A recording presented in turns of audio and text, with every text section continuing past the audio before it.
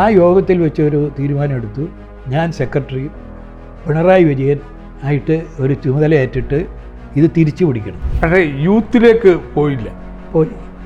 അത് കഴിഞ്ഞ് യൂത്തിൽ പോയി. അതിന് ക്ഷമവരണം. ഞാൻ പറഞ്ഞു ഞാനൊരു കുറ്റവും ചെയ്തില്ല. AKG ആണ് നിർബന്ധിച്ച് ഫുൾ ടൈം പാർട്ടിയാക്കിയത്. അതെ അതെ.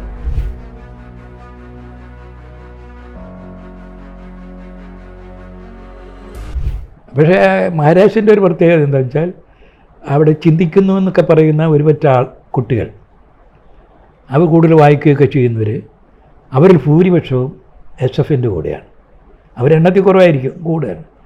അതുപോലെ സയൻസ് സബ്ജക്റ്റിൽ മറ്റിലുമൊക്കെ എല്ലാ റാങ്ക് ഹോൾഡേഴ്സും മിക്കവാറും നമ്മുടെ കൂടെ, സ്പോർട്സ് താരങ്ങൾ നമ്മുടെ കൂടെ, ഏറ്റവും വലിയ കലാകാരന്മാർ നമ്മുടെ കൂടെ, എഴുത്തുകാരും മറ്റൊക്കെ. അങ്ങനെ ഒരു പ്രത്യേകത. അത് ഞാൻ വരുന്നതിന് മുമ്പ് വന്നത് പിന്നീടും അങ്ങനെയാണ് നമ്മൾ ഇന്ന് അറിയപ്പെടുന്ന പലരെയും. മഹാരാജാസ് കോളേജിൽ നമ്മുടെ ഇടയിലൊരു ചേരിതിരിവുണ്ടാകാൻ തുടങ്ങി. എങ്ങനെയാണ് SF? അല്ല, SF പിന്നീട് മഹാരാജ് കോളേജിൽ ഏതെങ്കിലും രീതിയിൽ ചേരിതിരിഞ്ഞ് അപ്പുറത്ത് പോകുന്ന സ്ഥിതി വന്നില്ല. ഏതാണ്ട് യൂണിറ്റ് മുഴുവനും അത് ഈ ഭാനുജം മാത്രമേ വന്നുള്ളൂ. അത് ശരി. അങ്ങനെ ഈ ഒരു പശ്ചാത്തലത്തിൽ KSF എങ്ങനെയാണ് AESF-ന്റെ വ്യത്യസ്തമായിട്ട്? അത് കഴിഞ്ഞ് നമ്മൾ പാർട്ടിയിൽ ഇപ്പോൾ ഈ 64 ഇറങ്ങിപ്പോന്നല്ലോ. അപ്പോൾ അതിനു മുമ്പായിട്ട് തന്നെ ചിന്ത തുടങ്ങിയിരുന്നു. ചിന്ത കോഴിക്കോട്. ഞാൻ JDT ഇസ്ലാമിൽ ഞാൻ രണ്ടായതിൻ്റെ ഒരു നമ്മുടെ ഒരു ആഴത്തിലുള്ള ധാരണ കുറവുണ്ടാകും. അതും കൂടിയാണ് ജോലിക്ക് പോയത്. ജോലിക്ക് പോകുമ്പോൾ MN സത്യാർത്ഥി, സ്വാമി, മതം, മാഷ അങ്ങനെയൊക്കെ തുടങ്ങി നമ്മുടെ സത്യാർത്ഥി വലിയ ആസാദിൻ്റെ പ്രൈവറ്റ് സെക്രട്ടറിക്കാരുന്ന അവരെല്ലാം അവിടുത്തെ അധ്യാപകർ, NB ഹനീഫ, അങ്ങനെയുള്ള ഒരു സെറ്റുണ്ട് അവിടെ. അപ്പം ഞാൻ അവിടെ നിന്ന് ചിന്തയിലോട്ട് ഹനീഫ വിളിച്ചുകൊണ്ട് പോകും. അപ്പോൾ ചക്രവാണി അവിടെ ഉണ്ട്. ഇടയ്ക്കിടയ്ക്ക് ചാത്തുണ്ണി മാഷ് വരും. അപ്പോൾ ഒരു ആ റെയിൽവേ ലൈനിൻ്റെ ഒരു ഭാഗത്തുള്ളൊരു ഇതാണ്. അപ്പോൾ അവിടെ വെച്ച് പിന്നെ ഇതിനോട് ഞാൻ ബന്ധപ്പെട്ട് അങ്ങനെ നിന്ന്. അപ്പോൾ പിന്നെ 2 ആയി കഴിഞ്ഞപ്പോൾ പിന്നെ അവിടെ അധ്യാപക ജോലി തുടരേണ്ടതില്ല. അവിടുത്തെ താല്പര്യമാണ്.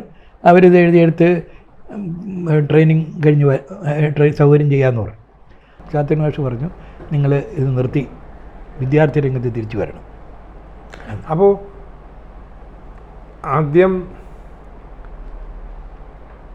നിർമ്മല കോളേജ്, പിന്നെ ചിറ്റൂർ കോളേജ്, പിന്നെ മഹാരാജാസ് കോളേജ്, പിന്നെ തിരുവനന്തപുരത്തല്ല ഇല്ല മഹാരാജാസ് കോളേജിൽ നിന്ന് അഡ്മിഷൻ കിട്ടാതെ വന്നപ്പോൾ മഹാരാജാസ് കോളേജിലെ അന്നത്തെ എൻ്റെ പ്രൊഫസർ കിഷൻ നായർ ചങ്ങനാശ്ശേരി റിട്ടയർ ചെയ്ത് വന്നിരിക്കുക.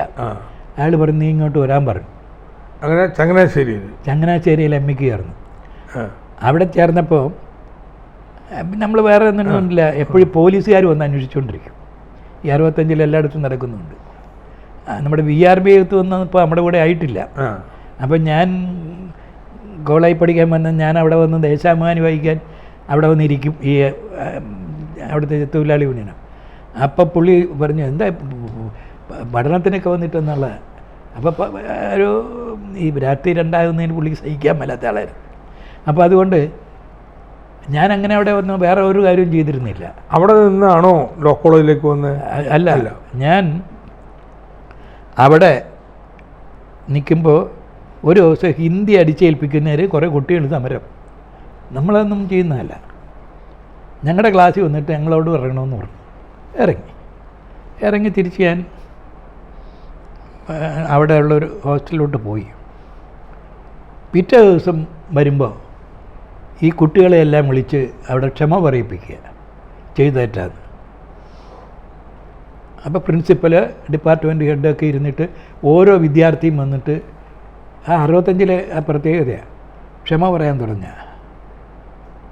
അപ്പോൾ എന്നെ വിളിച്ച് ഇപ്പോൾ എൻ്റെ പ്രൊഫസർ പറഞ്ഞു അവനോട് ക്ഷമ പറയണ്ടെന്ന് പറഞ്ഞു. അവർ ചോദിച്ച് വലിയ കാര്യമുള്ളതല്ല വെച്ച് എന്നോട് ക്ഷമ ഇത് കുറ്റം ചെയ്തതിന് ക്ഷമ പറയണമെന്ന് പറഞ്ഞു. ഞാൻ പറഞ്ഞു ഞാനൊരു കുറ്റവും ചെയ്തില്ല. ഹിന്ദി അടിച്ചേൽപ്പിക്കുന്നതിനെതിരെ സഹകരിക്കണമെന്ന് പറഞ്ഞ് ഇറങ്ങിപ്പോയി എന്നുള്ളതല്ലാതെ ഒരു കുറ്റവും ഞാൻ ചെയ്തിട്ടില്ല, ക്ഷമയും പറയലെന്ന് പറഞ്ഞു.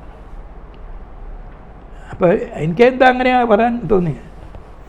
അതിനേക്കാൾ അവർക്ക് വിഷമം തോന്നി എൻ്റെ പുറകെ NSSൻ്റെ ഒരു പ്രമാണി കുടുംബത്തിൽപ്പെട്ട ഒരു ചെറുപ്പക്കാരൻ ഉണ്ടായിരുന്നു, ഡിഗ്രിക്ക് പഠിക്കണം. അവനിത് കേട്ട് അവന് സന്തോഷമായി. അവൻ ഇവരെ നേരെ തട്ടിക്കയറി, നിങ്ങളാരാ എന്താ എന്നൊക്കെ ചോദിച്ച്. അപ്പോൾ കാരണം അവന് ഒരു അധികാര ശ്രമം കൂടി ഉണ്ടായി. അതോടുകൂടി ഈ പോലീസ് അന്വേഷിക്കുകയും ചെയ്തപ്പോൾ ഇവർക്ക് ഞാൻ എങ്ങനെയെങ്കിലും അവിടെ നിന്ന് പോയാൽ മതി. അങ്ങനെ ഇരിക്കുമ്പോൾ മഹാരാഷ്ട്രയിലുണ്ടായിരുന്ന രാമേന്ദ്രൻ പോളിറ്റിക്സിന് അവിടെ ഉണ്ട്, യൂണിവേഴ്സിറ്റി കോളേജല്ല. അവൻ വിളിച്ചു പറഞ്ഞു യൂണിവേഴ്സിറ്റി കോളേജിൽ സീറ്റുണ്ട്, വന്ന് ചേരാൻ പറഞ്ഞു. തിരുവനന്തപുരത്ത്. അങ്ങനെ ഞാൻ വന്ന് ചേർന്ന് അന്ന് മുതൽ പ്രക്ഷോഭണ സമരമല്ലേ. അപ്പോൾ വേറെ മാർഗമൊന്നുമില്ല, കാരണം ഇന്നും സമരവും പോലീസും പിന്നെ ഞങ്ങളുടെ പേര് കേസും ഇതുമൊക്കെ ആയിട്ടാണ് വരുന്നത്. അപ്പോൾ പിന്നീട് ഞാൻ കൃഷ്ണൻ നായരെ ഈ KSF രൂപീകരണത്തിന് ശേഷം കൃഷ്ണൻ നായരെ അവിടെ വെച്ചാൽ കാണുന്നത്.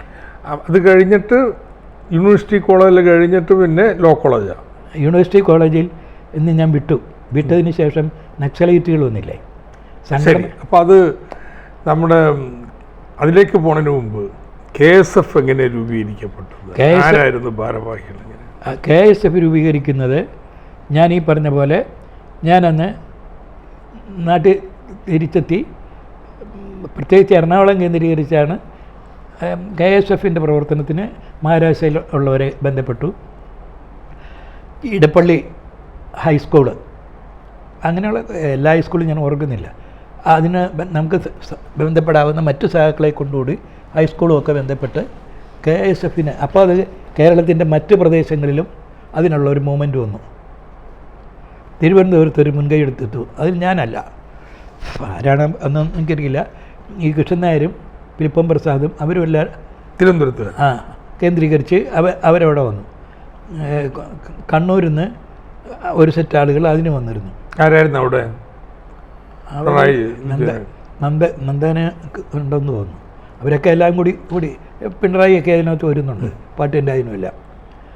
ഭാസ്കരൻ ഒരു കൊച്ചു പയ്യൻ, അപ്പോൾ അയാൾ അങ്ങനെ വന്നു. അങ്ങനെ എല്ലാ സ്ഥലത്തു നിന്നും ഇതിൻ്റെ ഒരു സ്ഥിതി വന്നു. ആദ്യമായിട്ട് പിന്നെ AISFൻ്റെ സ്റ്റേറ്റ് കമ്മിറ്റി ചേർന്നിട്ട് അതിലിവരെ എതിർപ്പ് പ്രകടിപ്പിച്ചു. അതിനുശേഷം ഒരു അഡ്വോക്ക് കമ്മിറ്റി പോലെ ഇടപ്പള്ളി വെച്ച് ചേർന്നു. ഇടപ്പള്ളി സ്കൂളിൽ വെച്ച് തന്നെയായിരുന്നു. ആ സ്കൂളിൽ വെച്ച് ചേർത്തപ്പോൾ കൃഷ്ണൻ നായർ, അപ്പോൾ അതിൻ്റെ കോഴിക്കോട് സെക്രട്ടറി ആയിട്ടും പിലിപ്പം പ്രസാദ് പ്രസിഡൻറ്റുമായിട്ടും ഒരു കമ്മിറ്റി രൂപിച്ചു. അത് സമ്മേളനം നടത്താനാണ്. അത് കഴിഞ്ഞ് ഗേൾസ് ഹൈസ്കൂളിൽ വെച്ച്, ഏത് high school? Ernakulam girls high school. Girls high school. അവിടെ വെച്ച് സ്റ്റേറ്റ് കൺവെൻഷൻ വിളിച്ചു ചേർന്നു. അതിൽ കൃഷ്ണൻ നായർ സെക്രട്ടറി ആയിട്ടും ബാലകൃഷ്ണൻ നായർ അഡ്വക്കേറ്റ്, ഇപ്പോഴത്തെ ഒരു ബാലകൃഷ്ണൻ നായർ പിന്നീട് നക്സല എന്നൊക്കെ പറഞ്ഞ് വലിയ വക്കീലായി വന്ന ആളാണ്. അയാൾ പ്രസിഡൻറ്റും കൃഷ്ണൻ നായർ സെക്രട്ടറി, പിലിപ്പം പ്രസാദ് വൈസ് പ്രസിഡൻ്റാണെന്ന് തോന്നുന്നു. അങ്ങനെ ഒരു കമ്മിറ്റി. അപ്പോൾ അതിനെല്ലാം തന്നെ ഓടി നടന്ന് ഈ സംഘടന പ്രവർത്തനത്തിനെല്ലാം ഞാൻ ഇതുണ്ട്. അത് കോട്ടയത്തായിരുന്നപ്പോൾ കോട്ടയത്ത് അതിന് വലിയ SFത്തെ റൂട്ട് ഇല്ലല്ലോ. ഇത് വൈക്കം മേഖലയിൽ ഏതാണ്ട് നമുക്ക് സ്വാധീനിക്കുന്ന സ്ഥിതിയിലോട്ട് എത്തിച്ചേർത്തു. പിന്നെ ഇവിടെ കുമരകം സ്കൂളിൽ, സജീവോത്തമപുരം സ്കൂളിൽ KSF എന്നുള്ള പേര് ഒന്നാമത്തെ സമ്മേളനത്തിൽ വെച്ച് തന്നെ സ്വീകരിച്ചു. അപ്പോൾ AISF, അപ്പോൾ AISFൻ്റെ പറയാനുള്ള ന്യായങ്ങൾ ഞങ്ങൾക്ക് വളർന്നു വരുന്നുണ്ടായിരുന്നു. AISF ഈ ഇൻ്റർനാഷണൽ യൂണിയൻ ഓഫ് സ്റ്റുഡൻസ് ഉണ്ടല്ലോ, അതിൽ അഫിലിയേറ്റഡാണ്. ആ യൂണിയന് ഒരു വലതുപക്ഷ ചായയോടുകൂടിയാണ് ഇവരെടുക്കുന്ന സ്റ്റാൻഡും ആ രീതിയിലായിരുന്നു. മാത്രമല്ല നെഹ്റു ഗവൺമെൻറ്റിൻ്റെ ഗുണങ്ങളെക്കുറിച്ച് വിശദീകരിക്കുകയാണ് ഇവർ. അപ്പം നമ്മളെ സംബന്ധിച്ചിടത്തോളം നമ്മൾ ഈ പോലീസ് വെരിഫിക്കേഷൻ മറ്റു കാര്യങ്ങൾ പ്രായോഗിക രംഗത്ത് ഒന്നും മാറിയിട്ടില്ല.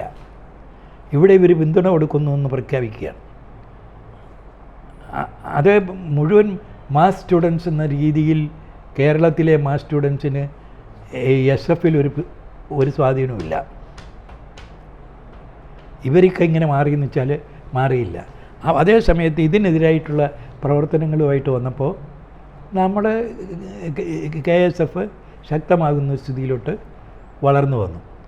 അപ്പോൾ അത് കഴിഞ്ഞ് കോട്ടയത്തൊക്കെ ഞാൻ KSF രൂപീകരിച്ചു കൊടുത്തു. കാരണം ഞാനും രാമപുരം ഗോപിയുടെ അനിയനാണ് അവിടുത്തെ. അവരൊക്കെ വന്ന് നമ്മൾ വിളിച്ചുകൂട്ടിയ യോഗത്തിൽ വന്ന് തിരിച്ചു പിടിക്കാൻ കഴിയുമോ എന്നൊക്കെ നോക്കിയിട്ട് പോയി. പക്ഷേ അതൊന്നും നടക്കാതെ അങ്ങനെ എറണാകുളം കോട്ടയം ഈ രീതിയിൽ, കോട്ടയമൊക്കെ ഒരു വലിയ ശക്തി കേന്ദ്രമൊന്നും അല്ലല്ലോ എന്നറിയാം, അത് മെച്ചപ്പെടുത്തിയെടുക്കുന്ന സ്ഥിതിയിലോട്ട് വന്നു. അപ്പോൾ 65-ലാണ് നമ്മുടെ ഈ എടപ്പള്ളിയിലെ സമ്മേളനം. അല്ല, 64. 4-ൽ തന്നെ KSF ആയി. അന്നാണ് എൻ്റെ ധാരണ. 65. പിന്നെ 65-ലെ തെരഞ്ഞെടുപ്പ് കഴിഞ്ഞിട്ടാണ്. അല്ലല്ല, 65-ലാ കൺവെൻഷൻ. ആ കൺവെൻഷനിൽ വന്ന പിണറായി വിജയനോട് വടക്കംപറവൂർ തെരഞ്ഞെടുപ്പ് റാലി ഉദ്ഘാടനം ചെയ്യാൻ പറഞ്ഞു. പാർട്ടിൻ്റെ അതിനോടൊരിടത്ത് പറഞ്ഞിരുന്നു. പിന്നെ നമ്മുടെ കോഴിക്കോട് എഴുത്തുകാരൻ തന്നെ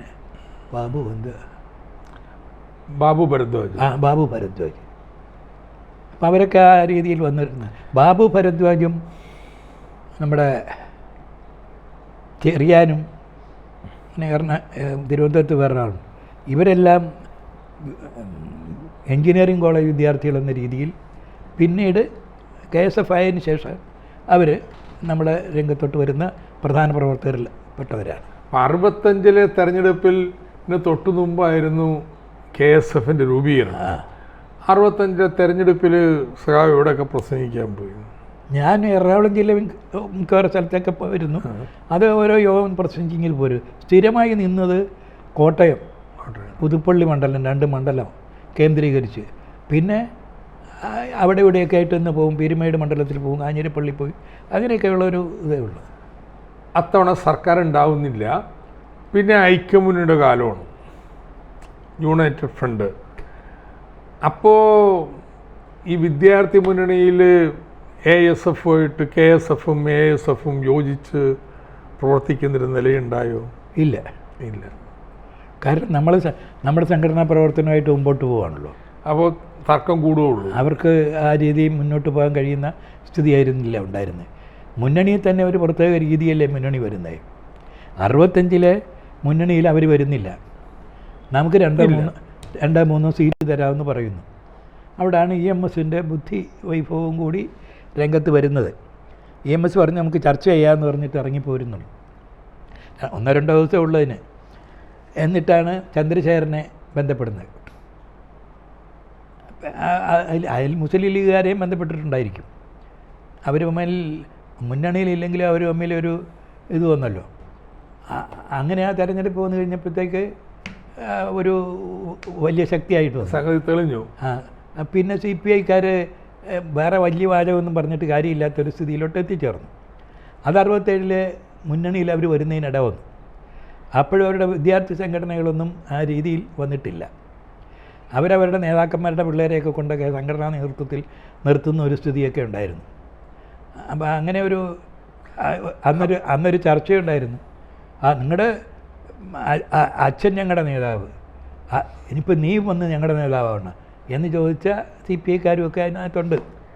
അപ്പോൾ അങ്ങനെ 67-ലേക്ക് എത്തുമ്പോഴേക്കും അപ്പോൾ നമ്മുടെ KSF-നുള്ളിൽ വേറെ പുതിയ ചരിതിരിവ് തുടങ്ങി. തീവ്രവാദത്തിൻ്റെ, നക്സൽ അനുഭവത്തിൻ്റെയൊക്കെ. അതെന്നാണ് ആരംഭിച്ചത്? എവിടെ വെച്ചാണ് അത് പ്രകടമായത്? ഇടയ്ക്ക് ബോസ് നേതൃത്വത്തിലോട്ട് വന്നു. നമ്മുടെ തിരുവനന്തപുരത്തെ ബോസ് കൊല്ലം തിരുനെല്ലൂരിൻ്റെ പറഞ്ഞിട്ടുള്ള അവന് ഏതാണ്ട് ഒരു എനിക്ക് തോന്നുന്നു പിണറായി കഴിഞ്ഞിട്ടാണെന്ന്. ഇടയ്ക്ക് പിണറായി സെക്രട്ടറി വന്നു കഴിഞ്ഞപ്പോൾ ഒരു ഇത് വന്നു. ആ ഗ്യാപ്പിൽ കൂടി ഈ ചർച്ച വിദ്യാർത്ഥി രംഗത്ത് വരാനിട വന്നു. അപ്പോൾ അത് 67 കഴിഞ്ഞ 67 ഗവൺമെൻറ് അധികാരത്തിൽ വന്നതിന് ശേഷം ഞാൻ സംഘടനാ രംഗത്ത് കേന്ദ്രീകരിച്ച് തിരുവനന്തപുരത്ത് നിന്നു. തിരുവനന്തപുരത്ത് നിൽക്കുമ്പോൾ ഞാനവിടെ ട്യൂട്ടോറിയൽ ക്ലാസ് എടുത്തുകൊണ്ടിരിക്കുന്ന ഒരു സമയമാണ്. ഈ സമയത്ത് വിദ്യാർത്ഥി രംഗത്ത് 67-ലാണ് KSF-ൽ ഈ നക്സലൈറ്റുകളുടെ പ്രവർത്തനം ശക്തിയായിട്ട് വരാൻ തുടങ്ങി. അപ്പോൾ അതിനനുകൂലമായിട്ട് ഫിലിപ്പം പ്രസാദും ഒരു സെറ്റ് ആളുകളും ജില്ലയുടെ സ്റ്റേറ്റിൻ്റെ എല്ലാ ഭാഗത്തും അവരതിനനുകൂലമായിട്ട് ചിന്തിക്കാൻ തുടങ്ങി. അപ്പോൾ ഞങ്ങളും ഇവരെയൊക്കെ ഫിലിപ്പം പ്രസാദും ഞാനും കൂടി നമ്മുടെ സെക്രട്ടേറിയറ്റിൻ്റെ ഇങ്ങോട്ട് ഇറങ്ങി വന്നിട്ടുള്ള ഇപ്പോൾ നാരായണൻ നായരുടെ ലോ അക്കാഡമിയുടെ ഒരു കെട്ടറിയില്ലേ, അതിൻ്റെ ഒരു ഓപ്പോസിറ്റ് ഒരു ലോഡ്ജ് മുറിയിലാണ് ഞങ്ങൾ താമസിക്കുന്നത്. ഞാൻ ശങ്കേഴ്സ് ക്ലാസ് എടുത്തിട്ട് കാശ് കിട്ടും, അയാളുടെ കുടുംബത്തിൽ നിന്ന് കാശ് വാങ്ങിച്ചുകൊണ്ട് വരും. അതല്ലാത്ത ദിവസമൊക്കെ വല്ലാത്ത പ്രശ്നം. ഞങ്ങൾ ചിലപ്പം എഴുന്നേൽക്കുന്ന 11:30 ആവും. കാരണം അപ്പോഴത്തെ കാപ്പി കൂടി മാറി കെട്ടു, ഉച്ചയ്ക്ക് ഒരു കൂട് കൊണ്ട് നിൽക്കാം. അങ്ങനെയൊക്കെയുള്ള ചില പ്രത്യേക അനുഭവങ്ങളാണ്. അങ്ങനെയുള്ളൊരു സ്ഥിതിയിൽ ഇയാളിങ്ങനെ മാറുന്നു എന്നുള്ളത് വന്നപ്പോൾ ഇതിൽ എങ്ങനെ തിരിച്ചുപിടിക്കാം എന്നുള്ള ഒരു നില വന്നു. ഇയാളുമായിട്ടൊരു ഡയലോഗ് നടത്തുന്നതാണ് നല്ലതെന്ന് ഞാൻ പാർട്ടി നേതൃത്വത്തിനോട് പറഞ്ഞു. അപ്പോൾ ഇതിനെ ആണെങ്കിൽ തന്നെ ഫിലിപ്പിൻ്റേതായ ചില സ്വഭാവങ്ങളും സ്വഭാവദോഷ്യങ്ങളും ഉണ്ട്.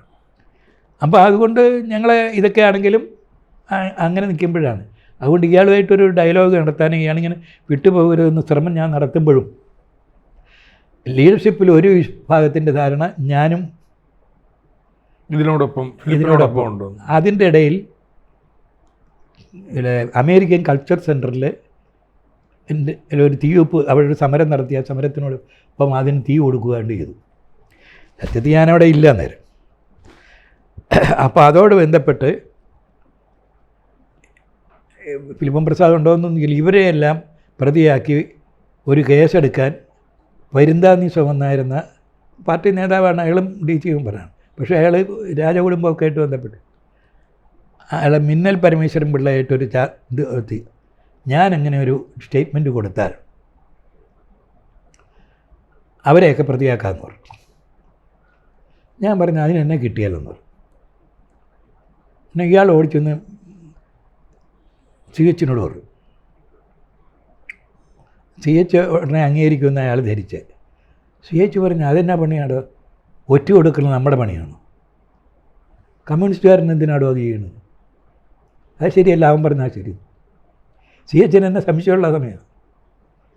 സംശയമുള്ളതെന്ന് പുള്ളി തുറന്ന് പിന്നീട് എന്നോട് പറഞ്ഞു. തലശ്ശേരി സമ്മേളനം എല്ലാം കഴിഞ്ഞിട്ട് എന്നോട് പറഞ്ഞു, നിന്നെ ഞാൻ സംശയിച്ചുകൊണ്ടിരുന്നതാണ് എന്ന് പറഞ്ഞു.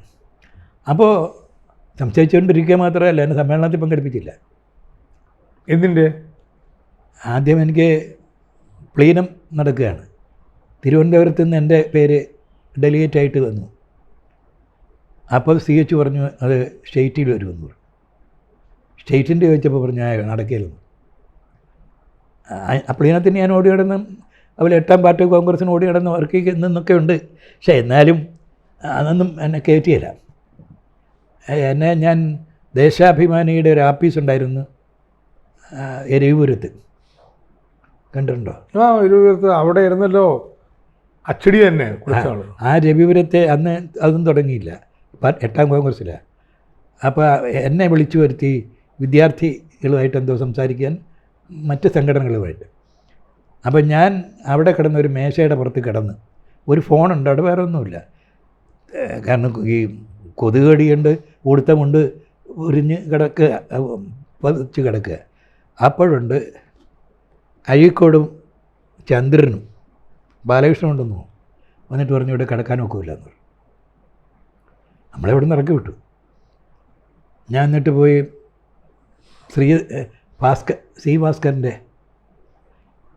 വളഞ്ഞമ്പലത്ത് അയാൾ താമസിച്ചിരുന്ന ലോഡ്ജിൽ പോയി കിടന്ന്. അത് കാരണം എന്താണെന്ന് വെച്ചാൽ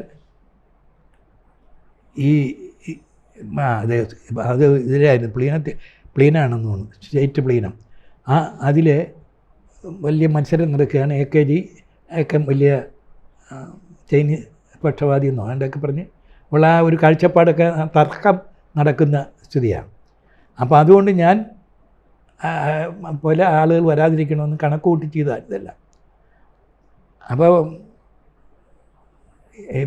ഇതിൽ ഇറക്കി വിടാനുള്ള ഒരു കാരണം ഈ കോസൽ രാമദാസ് വന്നില്ല പ്രതിനിധിയായിട്ട്, എന്നെ പങ്കെടുപ്പിച്ചിട്ടില്ല. കോസൽ രാമദാസ് വന്നിട്ടില്ല. അപ്പോൾ ആ വിവരം തിരുവനന്തപുരത്ത് പറഞ്ഞ് കൊണ്ടുവരാനുള്ളൊരു ശ്രമം നടന്നിട്ടുണ്ടോ എന്ന് സംശയം. അപ്പോൾ ഇവിടെ ഒരു ഫോണുണ്ടല്ലോ, ആ ഫോൺ ഞാൻ ഉപയോഗിച്ചെന്നൊക്കെയുള്ള നിലയിലാണ്. അപ്പോൾ ഇതൊന്നും ഞാൻ അറിയുന്നൊന്നുമില്ല. പിന്നെ അവിടെ സമ്മേളനത്തിൻ്റെ അനൗൺസ്മെൻറ്റും മറ്റു പ്രവർത്തനങ്ങളൊക്കെ ആയിട്ട് നമ്മൾ നടക്കുകയും ചെയ്തു. ആ സമയത്ത് ഇങ്ങനെ ഒരു സ്ഥിതിയിലോട്ട് ചെയ്യാൻ പറ്റുന്നത് പാർട്ടിയെ സംബന്ധിച്ചിടത്തോളം 67 കഴിഞ്ഞ് നക്സലൈറ്റുകൾ വന്നപ്പോൾ ഒരു പ്രത്യേക യോഗം പാർട്ടി വിളിച്ചു ചേർത്ത്. പഴയ ഭാരവാഹികൾ, പഴയ പ്രവർത്തകർ, അതിലെന്നെയും വിളിച്ചു. അതിൽ വാസുദേവനും അങ്ങനെ തുടങ്ങി പ്രസിഡന്റ് സെക്രട്ടറിക്കാരുന്നവരെല്ലാവരും ഉണ്ട് അതിനകത്ത്. ആ യോഗത്തിൽ വെച്ച് ഒരു തീരുമാനം എടുത്തു. ഞാൻ സെക്രട്ടറി, പിണറായി വിജയനും അപ്പം ഭാരവാഹിയല്ല ആയിട്ട് ഒരു ചുമതല ഏറ്റിട്ട് ഇത് തിരിച്ചു പിടിക്കണം. അപ്പോൾ ഫിലിപ്പം പ്രസാദ് പ്രസിഡൻറ്റും വേണുഗോപാലൻ പ്രസിഡൻറ്റും ഫിലിപ്പം പ്രസാദ് അവരായിട്ടുള്ള കമ്മിറ്റിയാണ്. അങ്ങനെ ഒരു തീരുമാനം എടുത്തപ്പോൾ പിന്നെ അതനുസരിച്ച് ആദ്യം പറഞ്ഞു എന്നെ ഇനി എനിക്ക് കഴിഞ്ഞല്ലോ, എൻ്റെ കോഴ്സൊക്കെ കഴിഞ്ഞ് എനിക്ക് മേലെ എന്നെ ഒഴിവാക്കുന്നു. അപ്പോൾ എല്ലാവരും കൂടി പറഞ്ഞ് ഞാൻ അങ്ങനെ ആയി കഴിഞ്ഞിട്ട് ഞങ്ങൾ കൊല്ലത്ത് വെച്ചൊരു സ്പെഷ്യൽ കൺവെൻഷൻ ചേർന്നു. അത് 67-ലാണ്.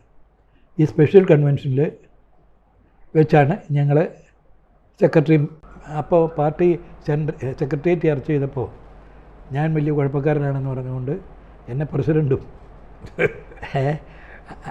സെക്രട്ടറിയായി. അപ്പോൾ അവിടെ അങ്ങനെ ഇരുന്ന് ഞങ്ങൾ പുതിയൊരു കമ്മിറ്റി വന്നു.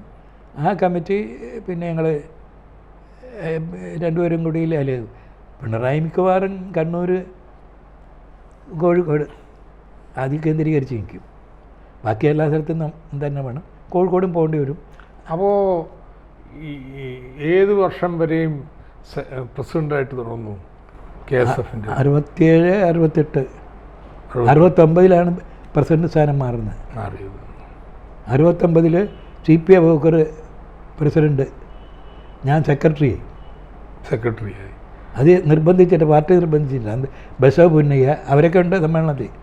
അവരെല്ലാം കൂടിയാണ്. സമ്മേളനം തുടങ്ങുമ്പോൾ ഒരു കൊടിയെടുത്ത് കളഞ്ഞു RSSകാർ. അത് കെട്ടിയേ പറ്റുള്ളൂ എന്ന് പറഞ്ഞ് സമ്മേളന പ്രതിനിധികൾ. അപ്പോൾ എങ്ങനെ ഇത് നടത്തും? കാരണം സമ്മേളനം നടത്താൻ കഴിയാത്ത സ്ഥിതിയാണ്. ബസോ പുന്നയ്യ പറഞ്ഞ് സമ്മേളനമൊന്നും അതിനുവേണ്ടി കളയാൻ പറ്റില്ല, വില കൊടുക്കാൻ പറ്റില്ല. പിണറായിയുടെ സ്വരത്തിലും ആധികാരത്തിലും അല്ല അന്ന് ആ ചെറുപ്പമാണെങ്കിലും സംസാരിച്ച് നോക്കി ഏറ്റില്ല. പിന്നെ ഞാൻ പ്രസംഗിച്ച് കുറേ പ്രസംഗിച്ച് അവസാനിപ്പിച്ചിട്ട് സമ്മേളനത്തിലോട്ട് തുടങ്ങുന്ന സ്ഥിതിയിലെത്തി. ഒരുത്തം മാത്രം അവൻ, എനിക്ക് തോന്നുന്നു പിന്നീട് അയാൾ മാത്രം എഴുന്നേറ്റിരുന്ന്, അത് പിണറായിയുടെ പ്രയോഗത്തിലിരുന്ന് അങ്ങനെയോടെ ആ സമ്മേളനം നടന്നു. അപ്പോൾ 69 സെക്രട്ടറി. പിന്നെ ഈ ഭാരവാഹിത്വം എന്നാ ഒഴിയണേ? SFI രൂപീകരിക്കും തൊട്ട് മുമ്പോ? അത് ഞാൻ ആവശ്യപ്പെട്ടിരുന്നല്ലോ എന്നെ ഒഴിവാക്കി തരണം. അതെ, അത് അവസാനമായിട്ട് അവർ സമ്മതിച്ച് എൻ്റെ 69 നവംബർ ഡിസംബർ ആയപ്പോൾ എന്നെ ഒഴിവാക്കിയിട്ട് C ഭാസ്കരനെ എടുത്തു. അതിന് ശേഷം എന്നോട് പിന്നീടും ആകാൻ പറഞ്ഞ് CH അഖിലേന്ത്യാ പ്രസിഡൻ്റ് ആകാൻ പറഞ്ഞ്. അപ്പോൾ പക്ഷേ യൂത്തിലേക്ക് പോയി. അത് കഴിഞ്ഞ് യൂത്തിൽ പോയി? അല്ല, ഞാൻ യൂത്തുമായിട്ട് ബന്ധപ്പെട്ടാണ് നിന്ന് ഈ കാലം മുഴുവനും. അതെ, KSFൻ്റെ പ്രസിഡൻ്റായിട്ട് നിൽക്കുമ്പോൾ മിക്കവാറും പ്രതികരണങ്ങളെല്ലാം എൻ്റെ ഭാഗത്തു നിന്നാണ്. വിദ്യാർത്ഥികളെ ആക്രമിക്കുമ്പോൾ, മറ്റുള്ളത് യൂത്തിനെ ആക്രമിച്ചാലും നമ്മൾ എല്ലാം മിക്കവാറും തിരുവനന്തപുരത്ത് നിന്നുകൊണ്ട് അത്തരം. ഇപ്പം രാമേന്ദ്രൻ പിള്ളയെല്ലാം അറസ്റ്റ് ചെയ്ത് തിഹാർ ജയിലിലോട്ട് അടയ്ക്കുമ്പം അവർ KSYF ആയിട്ട് സമരത്തിന്, അപ്പോൾ അതിനെ പ്രതിഷേധിക്കാൻ പറഞ്ഞെന്ന് ഞാനാണ് ആഹ്വാനം ചെയ്യുന്നത്.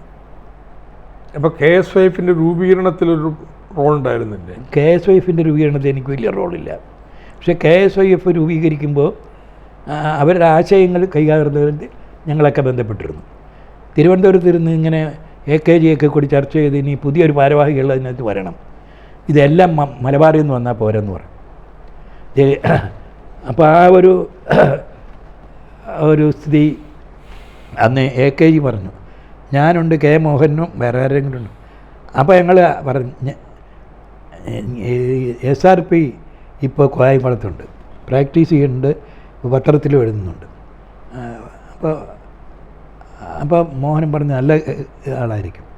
അപ്പോൾ തെക്കുമായി SRP അത്ര ആ രീതിയിൽ അത്ര ഒരു പങ്കെനിക്ക് അക്കാര്യത്തിലുണ്ട്. അപ്പോൾ അത് കഴിഞ്ഞിട്ട് സഖാവ്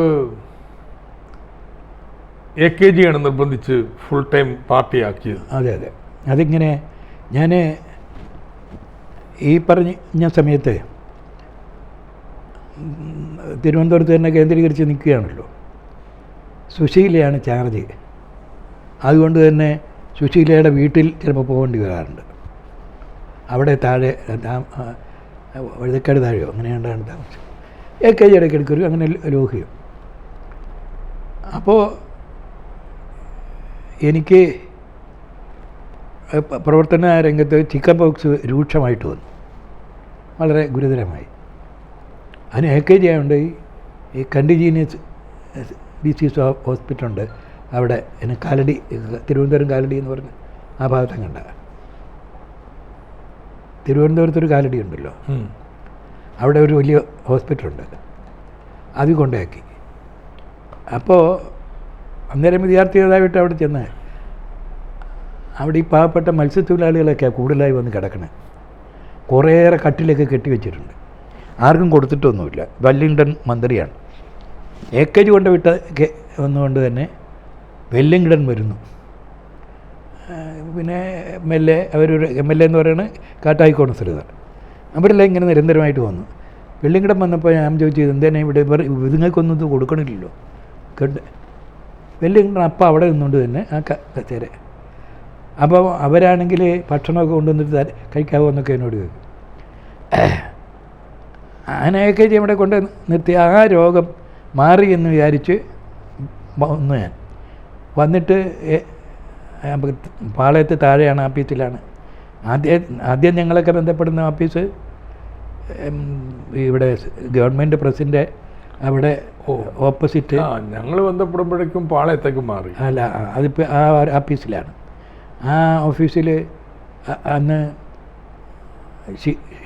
ശിവാനന്ദൻ അവർ മോഹനാണ് മിക്കവാറും ഉള്ളത്. EMS അതി രാവിലെ എഴുന്നേറ്റ് ഒരു മോഹനൻ ഉണർന്ന് കാണിയല്ല, EMS വിളിച്ച തന്നെ. EMS ചോദിക്കും അത് വായിച്ചോ ഇത് വായിച്ചോ എന്നൊക്കെ ഇങ്ങനെ ചോദിച്ച് വരുന്ന ഒരു സ്ഥിതിയുണ്ട്. അപ്പം ആ ഓഫീസിലാണ് ഞങ്ങൾ ആദ്യം. ഞങ്ങളുടെ വിദ്യാർത്ഥി രംഗത്തിൻ്റെ ഒരു പ്രത്യേകതയാണ്. കാരണം ഇന്ദിരാഗാന്ധി വരുമ്പോൾ നമ്മൾ കരിങ്കൊടി കാണിക്കാൻ തീരുമാനിച്ചു. പോലീസ് അങ്ങ് ഭീകരമായിട്ടങ്ങ് വന്നിരിക്കുക, ഒരു മാർഗവുമില്ല. ഞങ്ങൾ അവിടെ നമ്മുടെ കിഴക്കുള്ള പഴവങ്ങാടിയുടെ ഭാഗത്താണ് നിൽക്കുന്നത്. അപ്പോൾ എങ്ങനെ ഇതാണ് ഞങ്ങൾ തലേദിവസം ആലോചിച്ചു എങ്ങനെ കരിങ്കൊടി നടത്താൻ. അനിയനുണ്ട് ശ്രീധരൻ, ഫിലിപ്പം പ്രസാദ്, വേറെ 3-4 പേര്. അതിൽ പ്രധാനമായിട്ട് വിദ്യാർത്ഥി രംഗത്തുള്ള പ്രതാപനെയൊന്നും ഞങ്ങൾ വിളിച്ചിട്ടില്ല. ഞങ്ങൾ കൂടി ആലോചിച്ചപ്പോൾ മച്ചിങ്ങ ഉണങ്ങി എടുത്തിട്ട് കറുത്ത പേപ്പർ ചുരുട്ടി മുകളിലോട്ട് നമുക്ക് എറിയാം, അപ്പോൾ സംഗതി നടക്കുമെന്ന് പറയും. എടുത്ത് നോക്കിയപ്പോൾ ശരിയാ പറ്റും. ഞങ്ങളവിടെ പോയി നിന്ന് ഇവരിങ്ങനെ തുറന്ന ജീപ്പയിൽ വരികയാണ്. ഞങ്ങളിത് മുകളിലോട്ട് എറിഞ്ഞ് ഇവരുടെ മുഖത്തൂടി ഇത് വരികയാണ്. അടിയെന്ന് പറഞ്ഞാൽ എന്തത്തെ അടിയാ, പോലീസിൻ്റെ ഭീകരമർദ്ദനം. PG വേലായുധൻ നായരൊക്കെ അടികൊണ്ട് തലയൊക്കെ പൊട്ടി താഴെ വീണു. ഞങ്ങൾ അന്ന് പിന്നെ ഒരു പ്രത്യേകത എന്ന് വെച്ചാൽ ഈ സമരത്തിന് പോകുമ്പോൾ നമ്മൾ ഡ്രസ്സൊക്കെ മാറിക്കൊണ്ട എന്തെങ്കിലും ചോരയൊക്കെ വരുമെന്നുള്ളത്. അപ്പോൾ അതിൽ ആ പോലീസിൻ്റെ എല്ലാ വകുപ്പും പോയല്ലോ, ഇത് തീർന്നു, ഇനി എന്ത് ചെയ്യും, ഒന്നും ചെയ്യാനില്ല. ഞാൻ മുമ്പ് പറഞ്ഞ രാമേന്ദ്രനൊക്കെ ഇതിനകത്തൊരു വിദഗ്ധനാണ്. അത് കഴിഞ്ഞ് എനിക്ക് ആ സമയത്താണൊന്ന് AKG ചോദിച്ചു, നിങ്ങളിവിടെ ഇവിടെ ലാത്തി ചാർജ് എല്ലാം നടക്കുമ്പോൾ RPC കുത്തിയിരിക്കുകയാണെന്ന് ചോദിച്ചു. ഞങ്ങളതെല്ലാം കഴിഞ്ഞ് RPC ഇരിക്കുമ്പോൾ ഞങ്ങൾ ആലോചിച്ചുകൊണ്ടിരുന്നത് അവർ രാജഭവനിൽ നിന്ന് തിരിച്ചു പോകുമ്പോൾ എന്ത് ചെയ്യണമെന്നുള്ളതാണ്. രാജഭവനിൽ നിന്ന് കരളമതി പ്രസ് ഉദ്ഘാടനത്തിന് അങ്ങോട്ട് പോകും. അന്നേരം ചീമുട്ടെറിയാൻ തീരുമാനിച്ച. പക്ഷേ EMS അവിടെ ഉണ്ട്. അപ്പോൾ അങ്ങേരോടൊന്നും ഞങ്ങളൊന്നും പറഞ്ഞിട്ടില്ല. AKGയോട് EMS പറഞ്ഞു, അവർ മുട്ട പാർട്ടിയല്ലേ എന്ന് ചോദിച്ചു. ഞങ്ങൾ അന്തം വിട്ടുപോയി. ഇതെങ്ങനെ, എന്ത് സ്ഥിതി, ഒരാളെ അറിയിക്കാതെ ഞങ്ങൾ ചെയ്തതാണ്. അവിടെ ആരും ഞങ്ങൾ പക്ഷേ ഇതെല്ലാം ആ മനുഷ്യനിതെല്ലാം ഇരിക്കും. പ്രത്യേകം ശ്രദ്ധ ആണുള്ളൊരു പ്രത്യേകതയാണ്. ഞാനും പാർട്ടീൻ്റെ അതിന് ഞങ്ങളെല്ലാം കൂടി നടന്ന് പഴവങ്ങാടി പോസ്റ്റർ ഒട്ടിക്കുക. ഈ KSEBയുടെ ഇതെടുത്ത് ഏണി എടുത്തുകൊണ്ട് വന്നിട്ടാണ് പോസ്റ്റർ ഒട്ടിക്കണേ രാത്രി. അപ്പോൾ എവിടെയോ പോയിട്ട് EMS ഇതിലേ വരിക. EMS ഞങ്ങളെ കണ്ടിട്ട് പറഞ്ഞു, ആദ്യം ഒന്ന് വീഴാതിരിക്കാൻ നോക്കണമെന്ന് പറഞ്ഞു. അല്ലാതെ ശ്രദ്ധിക്കേണ്ട കാര്യം ഇതാ, കൃത്യമായിട്ട് അതെല്ലാം. അപ്പോൾ അതൊക്കെ കഴിഞ്ഞ് യൂണിവേഴ്സിറ്റി കോളേജിൽ പഠിക്കുമ്പോൾ ഒരു പ്രത്യേകത എന്ന് വെച്ചാൽ മിക്കവാറും എല്ലാ ദിവസവും സമരങ്ങളാണ്. അങ്ങനെ ഇരിക്കുമ്പോൾ അവിടുത്തെ പ്രിൻസിപ്പലായിരിക്കുന്ന ഒരു NS വാര്യർ നല്ല മനുഷ്യനാണ്. അയാളത് ഒഴിവാക്കാൻ വേണ്ടി എല്ലാ ശ്രമവും നടത്തും. അപ്പോൾ അയാൾ പറഞ്ഞു, ഇവരെല്ലാം ട്യൂട്ടോറിയൽ ക്ലാസ്സൊക്കെ എടുത്ത് പഠിക്കാൻ പോവുക, പഠിപ്പിക്കാനുമൊക്കെ ആളെ ഉണ്ടാക്കുക എന്നൊക്കെ പറഞ്ഞു. ഞാൻ പറഞ്ഞു, എല്ലാ അച്ചടക്കത്തിലും നിന്നിട്ടും സാറിൻ്റെ മകൻ ഇവിടെ 2 പാർട്ടും പോയി അവൻ പുറത്തായിക്കാണ്. അതോടുകൂടി അദ്ദേഹത്തിന് ഒരു അതല്ലായിരുന്നു വിഷയം. ഹിന്ദി അടിച്ചേൽപ്പിക്കുന്നതിന് KSU ഒരു സമരം, KSU കാര്യമായിട്ട് അവിടെ ആ സമരത്തിന് പങ്കേറുന്നു എന്നുള്ളതാണ് പ്രശ്നം. അതെ, ആ സമരത്തിൽ ഇയാൾ പൊളിച്ചു. ഞാൻ അപ്പം നായർ യൂണിയൻ ഹോസ്റ്റലിൽ പനിയാണ്ടായിട്ടിരിക്കുക. ഈ PC ചാക്കോയും ഹസനും ഒക്കെ കൂടി എന്നെ വന്ന് കണ്ടിട്ട് ഇങ്ങനെ ഒരു സ്ഥിതിയുണ്ട്, അവിടെ ഒന്നും ഇയാൾ അനുവദിക്കില്ല എന്ന് പിടിക്കുക. അപ്പോൾ തോന്നി അത് ശരിയല്ലല്ലോ എന്ന് ചോദിച്ചു. ഞാൻ നമ്മുടെ സഹാക്കളോടൊക്കെ ചോദിച്ചു, എന്താ അത് പറഞ്ഞ് കുഴപ്പമൊന്നുമില്ലെന്ന്. ഞങ്ങൾ വന്ന് ഫിലോസഫി ക്ലാസ്സിൽ നിന്ന് ആദ്യം ആളെ ഇറക്കി എല്ലാ വിദ്യാർത്ഥികളെ ഇറക്കി ഹിന്ദി ക്ലാസ്സിൻ്റെ അവിടെ വന്നു. അപ്പോൾ നമ്മുടെ പാർട്ടീൻ്റെ അതിനൊക്കെ ലോ കോളേജിൽ നിന്നിട്ടുണ്ട്. ഈ മുമ്പ് പറഞ്ഞ ഫിലിപ്പം പ്രസാദുണ്ട്, ഈ രാമേന്ദ്രൻ, അവരെല്ലാവരും ഉണ്ട് അതിനകത്ത്. അപ്പോൾ ഇങ്ങനെ ആളെ ഇറക്കിക്കൊണ്ട് വന്ന് ഹിന്ദി ക്ലാസ്സിൻ്റെ അവിടെ വന്നപ്പോൾ ഞാൻ പറഞ്ഞു, നിങ്ങൾ കയറി ബലമൊന്നും പ്രയോഗിക്കേണ്ടതെന്ന് പറഞ്ഞു. ഞാൻ എൻ്റെ ക്ലാസ്സിൻ്റെ അപ്പുറത്തെ ക്ലാസ് എന്നുള്ള നിലയിലാണ് മലയാളം അപ്പുറം ഇപ്പുറം. ഞാൻ അവിടെ നിന്നിട്ട് അവരോട് പറഞ്ഞു, ഹിന്ദിക്കെതിരായിട്ടല്ല, ഹിന്ദി അടിച്ചേൽപ്പിക്കുന്നതിന് എതിരായിട്ട് ഒരു സമരമാണ്, അതിന് നിങ്ങളും കൂടി സഹകരിക്കും. അപ്പോൾ ഒരു MAക്ക് പഠിക്കുന്ന കുട്ടി വന്ന് എന്നെ ബലമായി തള്ളി, ഞാനങ്ങ് മലന്നു പോയി. അവനെ എടുത്തിട്ട് ഇവന്മാരെല്ലാം കൂടി ഇടിച്ചു. ഇതിന് അധ്യാപകനെ തല്ലിയെന്ന് പറഞ്ഞാൽ എന്നെ പുറത്താക്കുന്നത്. അപ്പോൾ കോസൽ രാമദാസ്, ഇവിടെ അനിരുദ്ധൻ, ഇവരൊക്കെ വിളിക്കുന്നുണ്ട് ഇയാളെ ഇത് ചെയ്യരുതെന്ന് പറഞ്ഞു. മറ്റേ ലക്ഷണം വൈദ്യർ കോൺഗ്രസ്, അയാളും വിളിച്ചു, ഇത് അച്ഛമോനും പോലും പറഞ്ഞു, അത് ശരിയല്ല, അത് ശരിയല്ല എന്ന് പറഞ്ഞു എന്നെ സസ്പെൻഡ് ചെയ്യുന്നു. അധ്യാപകരുടെ യോഗം വിളിച്ചു ചേർത്ത് അയാൾ എൻ്റെ പ്രൊഫസർ കൃഷ്ണപിള്ള അറ്റിട്ട് പറഞ്ഞു, അവൻ മുഴുവൻ സമയം രാഷ്ട്രീയ പ്രവർത്തകനാണ്, പക്ഷേ അധ്യാപകനെ തല്ലുകയെന്ന് പറയുന്നത് നടക്കുകയില്ല, അവനത് ചെയ്യല. നിങ്ങളിങ്ങനെ പറയുകയാണെങ്കിൽ അങ്ങനെ അല്ലേ. തിരുനെല്ലൂർ കരുണാകരനിട്ട് നിങ്ങളിങ്ങനെ ഇവിടെ പറഞ്ഞാൽ ഇനി കയറ്റണമെന്ന് പറഞ്ഞ് ഇവിടെ വരാൻ ഇടവരരുത്, അയാളിത് ചെയ്യുകയല്ല. ഒരഭിപ്രായം പറയാതിരുന്ന KM ഡാനിയൽ അയാൾ പറഞ്ഞ ഇത് നടക്കുകയായിരുന്നു പറഞ്ഞു. ഞങ്ങളുടെ ഡിപ്പാർട്ട്മെൻറ്റിൽ ബോട്ടണി ഡിപ്പാർട്ട്മെൻറ്റിൻ്റെ ഹെഡ് മഹാരാജശ്രീയിൽ നിന്ന് ട്രാൻസ്ഫറായി വന്ന ആംഗ്ലോ ഇന്ത്യൻ ആണെന്നാണ് അവരാണ്. ആ സ്ത്രീ പറഞ്ഞു, ഇത് ഞാനിങ്ങനെ ചെയ്യലെന്ന് പറഞ്ഞു. അപ്പോൾ ഇവർ ചോദിച്ചു, നിങ്ങളെങ്ങനെ അറിയുന്നത്, ബോട്ടണി അല്ലേ? അവർ പറഞ്ഞു, ബോട്ടണി ഡിപ്പാർട്ട്മെൻറ്റിൻ്റെ മുമ്പിൽ ഈ സകല ആളുകൾ കാണും, അതിൽ വരാത്ത ഒരുത്തർ അത് പറഞ്ഞു. ആ കാര്യങ്ങളിലൊന്നും തന്നെ വരാത്ത മഹാരാജാസിൽ എനിക്കറിയാം, അതുകൊണ്ടാണ് പറയണമെന്ന് പറഞ്ഞു. അതുപോലെ തന്നെ ഒരു ലേഡീസ് വെയിറ്റിംഗ് ഷെഡും അപ്പുറത്തായിരുന്നു, തൊട്ടപ്പുറത്തായിരുന്നു.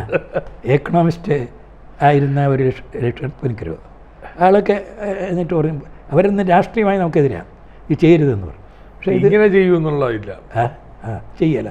അതുകൊണ്ട് എനിക്കും വിഷമം തോന്നി. കാരണം അധ്യാപകനോട് ഞാൻ ചോദിച്ചു എന്താ സ്ഥിതി, ഞാൻ എന്താ വല്ലതും ചെയ്തു, അവരെല്ലാം കൂടി പറഞ്ഞ് ഞാനെന്ത് ചെയ്യാനാന്ന് വെച്ചു.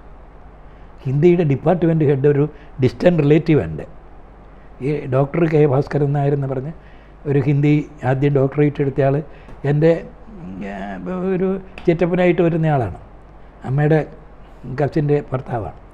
അപ്പോൾ ആ പുള്ളി പിന്നെ തലശ്ശേരി പ്രിൻസിപ്പലായിരിക്കുമ്പോഴാണ് നമ്മുടെ പിണറായിയൊക്കെ ആയിട്ട് അവിടെ കൊണ്ടായ അദ്ദേഹത്തിൻ്റെ ശിഷ്യനായി നിന്നയാളാണ് ഹിന്ദിയുടെ. അയാളെ ചെമ്പുകാരൻ. അയാളോട് ഞാൻ ചോദിച്ചു, ഞാൻ അധ്യാപകനെ തല്ലി എന്ന് പറയുന്നത് എന്താ അർത്ഥം? അയാൾ ഞാൻ എന്ത് ചെയ്യാൻ, എല്ലാവരും കൂടി പറയുക, ഞാൻ തല്ലിയില്ലെന്ന് പറഞ്ഞാൽ അവർ കേൾക്കുമോ? അതാണ് ഉണ്ടായതെന്ന് പറഞ്ഞു. അപ്പോൾ എനിക്കൊരു മാനസികമായ വേറെ ഒന്നുമല്ല, അധ്യാപകനെ തല്ലി എന്ന് പറയുന്നത് അങ്ങനെ പറയുന്നൊരു നല്ല ഇതായിട്ട് എനിക്ക് തോന്നിയിട്ടില്ല. അങ്ങനെ ഒരു ഒന്നുമല്ല, ഈ അധ്യാപകൻ എന്ന് പറയുന്ന ഒരു കാറ്റ് വന്നാൽ പറന്നു പോകുന്ന ഒരാളാണ്. അത്തരം ഒരു പാവം. അല്ലെ മഹാരാജസിലെ വിദ്യാർത്ഥി രംഗത്തെ മറ്റു പല അനുഭവം, മഹാരാജസും മറ്റുള്ള വിദ്യാർത്ഥി അനുഭവങ്ങളും ഇത് വേറെ ആർക്കും പറയാൻ പറ്റുന്ന കാര്യമല്ല. വിദ്യാർത്ഥി രംഗത്ത് മറ്റൊരു അനുഭവം എന്ന് വെച്ചാൽ നമ്മുടെ എതിരി പറഞ്ഞവരൊക്കെ ആണല്ലോ. പക്ഷേ പിന്നീട് ആൻ്റണി ഒരിക്കൽ പറഞ്ഞ് വിശുവിനെ പോലെ പ്രസംഗിക്കാനൊന്നും എനിക്ക് പറ്റിയായിരുന്നു.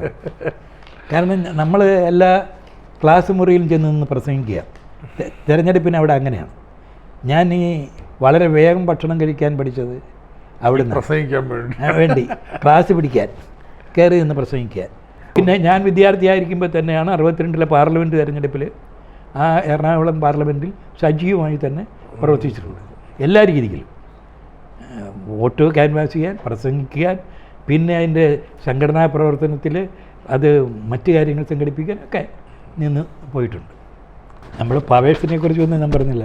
പവേഴ്സ് AISFന് തന്നെയാണ്. പിന്നെ എന്നെ വിളിച്ച് മോസ്കോയ്ക്ക് കൊണ്ടുവരാൻ ശ്രമം നടത്തി. MN ഗോവിന്ദൻ നായർ കാണണമെന്ന് പറഞ്ഞു, തിരുവനന്തപുരത്ത് വെച്ച്. അപ്പം ഞാൻ കാണാൻ പോയി. ട്രിവാൻഡ്രം ഹോട്ടലിൽ അയാളൊരു ദിവസം ചായയൊക്കെ വിളിച്ച് എന്നാ പെരുമാറ്റ രീതി അതൊക്കെ കണ്ടുപിടിക്കണമെന്ന് തോന്നുന്നു നമുക്ക്. എന്നിട്ട് ഇടുക തന്നെ ഞാൻ പരിചയപ്പെട്ടിട്ടില്ലല്ലോ. അപ്പോൾ ഞാൻ പറഞ്ഞു ഞാൻ ജനബോഡി വന്ന് ആരെ അറിയാനാണ്. ഈ ശ്രീനിവാസനെ സ്ഥാനാർത്ഥിയായിട്ട് തീരുമാനിക്കുന്നതിന് CK വിശ്വനല്ല വേണ്ടെന്നുള്ള ഞങ്ങളെല്ലാം കൂടി ആവശ്യപ്പെടുന്ന ഒരു ജനബോഡിയാണ്. അപ്പോൾ അതിനായുള്ളത് ഞാൻ അന്ന് അടുത്ത് തന്നെ കണ്ടിട്ടുണ്ടെന്ന് പറഞ്ഞു. അത് ഞാൻ ഓർക്കൊന്നുമില്ല. പക്ഷേ വെളുത്ത വിശ്വനുണ്ട് വൈക്കത്ത്, കറുത്ത വിശ്വനുണ്ട്. ഇത് ഞാൻ രണ്ടുമല്ലല്ലോ. ഇത് തുടങ്ങുന്നത് അങ്ങനെയാണ്. അങ്ങനെ പല കാര്യങ്ങളും കഥകളും ഒക്കെ പറഞ്ഞ് ഇങ്ങോട്ട് മുന്നോട്ട് വന്നിട്ട്. അപ്പം ഞാൻ ഇടയ്ക്ക് പറഞ്ഞപ്പോഴേ എൻ്റെ സുഖക്കേട് വന്നപ്പോൾ ഞാൻ പറഞ്ഞു എനിക്ക് വെളുപ്പിനോട് വലിയ താല്പര്യമൊന്നുമില്ലെന്ന് പറഞ്ഞു എന്ന് പറഞ്ഞു. അത് അതിന് മുമ്പ് തന്നെ ഒരു അനുഭവം ഉണ്ടായി. ഞാനവിടെ വന്ന് നമ്മുടെ EMS താമസിച്ചതിൻ്റെ ഓപ്പോസിറ്റ് ഒരു ലോഡ്ജ് ഉണ്ടല്ലോ, ഒരു സൈഡിൽ ശിവജി ലോഡ്ജോ, ആ ലോഡ്ജ് ഒരാൾ തൂങ്ങിച്ചാകുമോ ആ കൊലപാതകമാണ് നടന്ന അവിടെ താമസിച്ചു. താമസിക്കുമ്പോൾ ചന്ദ്രപ്പൻ സുഗന്ധ സാറിനെയും കൂട്ടി അവിടെ വന്നു. ഞാനവിടെ ഉണ്ടെന്ന് പറഞ്ഞു. എന്നിട്ട് ചന്ദ്രപ്പൻ ഞങ്ങൾ രണ്ടുപേരും വർത്താനം പറയേണ്ട ഇടയിൽ പറഞ്ഞു, സാറേ ഇവൻ നമ്മുടെ പാർട്ടി അല്ല, ഇവൻ അപ്പുറത്താ എന്ന്. ഒയ്യോ സുഗന്ധ സാറ് വാദവരാതെ തെറി. ഇക്കലെ ഞാൻ കേട്ടിട്ടില്ല തെറി. അയാളെ നമ്മുടെ ബഹുമാനാണ്, പക്ഷെ ഭയങ്കര തെറി. ഇതൊക്കെ അതൊന്നും പറഞ്ഞാലൊന്നും അവൻ മാറിയാലെന്ന് പറഞ്ഞു. അതെ, അങ്ങനെ അനുഭവം ഉണ്ടായിട്ടുണ്ട്.